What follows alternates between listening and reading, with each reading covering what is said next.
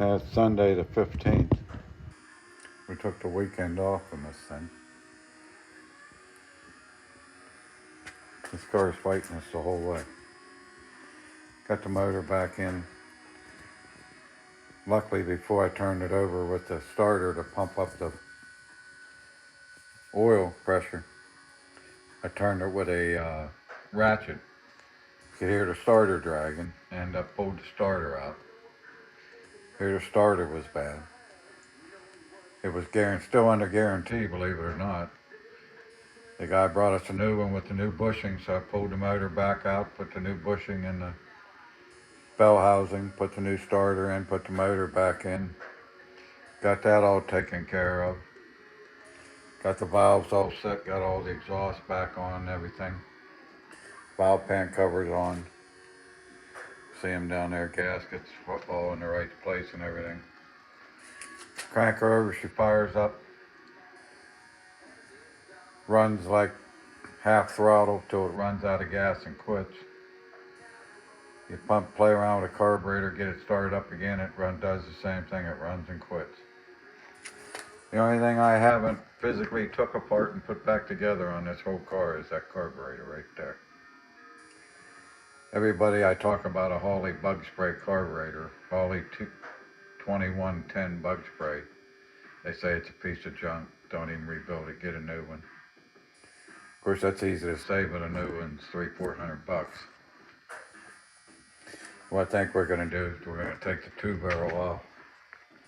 I went over yesterday and picked up a factory 1-barrel carburetor intake, which means I have to pull this whole thing back apart again. You can see that intake goes down to the sides here.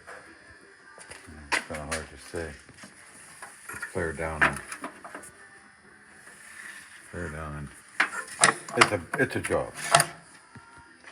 Well, I was pulling off half the motor again to get that intake off, unhooking it from the exhaust and everything. And then just go and get a brand new 1-barrel like originally should be on it, put on it.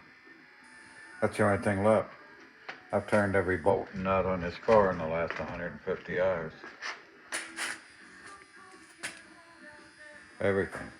All new brakes, brake lines, master cylinder, the lines to the tank for the master cylinder, all the lines to the back, all the rubber hoses, clutch, pressure plate, toe, bearing, flywheel, starter, jugs, pistons, heads.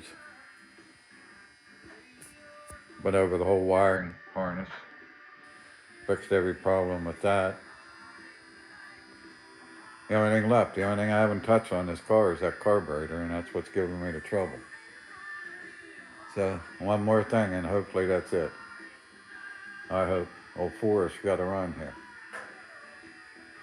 The guy that owns this car got mad when I told him about the Forrest Run story, and we named it Forrest Gump. He didn't like that.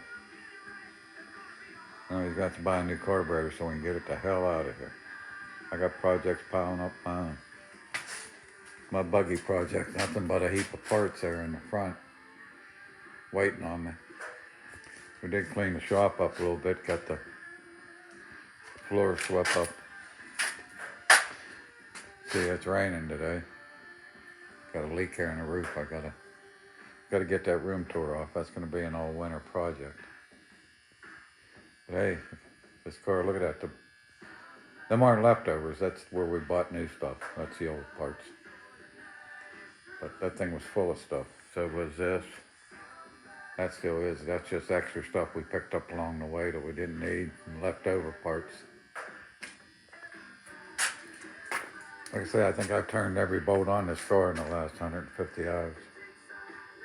Been here all summer, only worked on it 150 hours, but between waiting on parts and ordering parts and figuring out what was wrong and what parts we needed. Well, that's it. Hopefully, she'll be out of here tomorrow or the next day.